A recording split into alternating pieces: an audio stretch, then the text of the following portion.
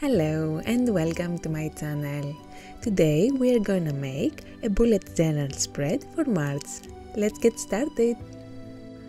Before you start painting your page, make sure to mask the areas where you don't want to add ink with washi tape to protect them from color. For this project, I chose a vibrant pink color that gives me spring vibes. Using my blending tool, I started to add color to the page. At first, it will look a little bit patchy. Keep adding color and soon you will have a solid colored page. To decorate my background, I decided to use stamps. Since the die cut I am using is green, I also chose green ink to match. I didn't want to use too many stamps to keep the background simple. Because this month's journal has a travel theme, I used the script stamp, the compass one, and the ticket to stamp my cover here and there. One tip is to use the stamps again without re-inking. That way, not only you will save ink, but you will also create designs with different intensities. After my background was ready, I moved my die cuts around a little bit to find the perfect spot for them. On the larger cloud, I wrote the name of the month. Again, I used a shade of green to match the colors of my theme. Calligraphy is not my strong suit, so I wrote a simple script. You can also stamp the name of the month if you don't want to write it. To attach the elements to the journal, I used a tape roll. I find that way very easy and fast. Even though the hot air balloon is a sticker, I used a tape roll on that too. That way, when March passes, I can reuse it for something else.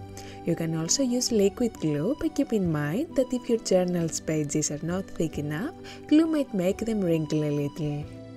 To decorate the calendar, I painted a strip of paper with the same pink ink I used for the background and added some decorative clouds. After I glued the clouds using a tape roll, very carefully I removed the washi tape. Personally, for my bullet journals, I like to use a monthly spread. To create it, I used a grid of 7 columns and 5 rows. Of course, this is up to you. If a daily or weekly calendar works better for you, you can merge some of the cells together.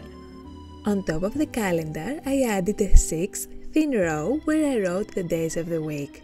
Make sure to add something underneath your journal's cover when you write to keep it steady. For this, I used some of my ink pads. With the same pink marker, I also added the dates. Of course, a bullet journal needs a to-do page. I always add one to help me keep track of my monthly tasks. After I wrote the title of the page, it seemed a little empty.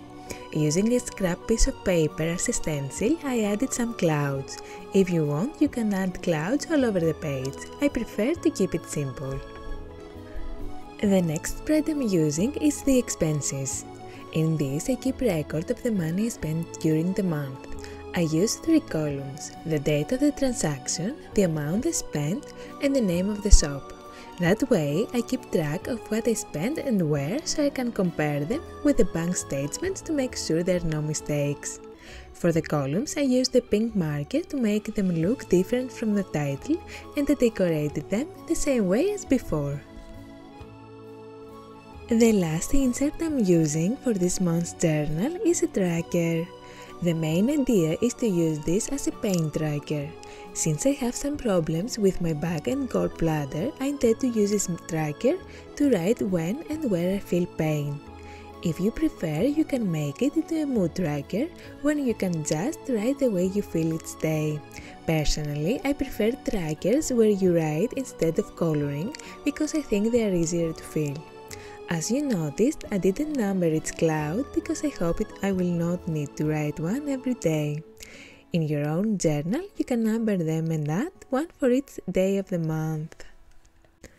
And with this tracker, our bullet journal is now ready. Thank you so much for watching. See you next time!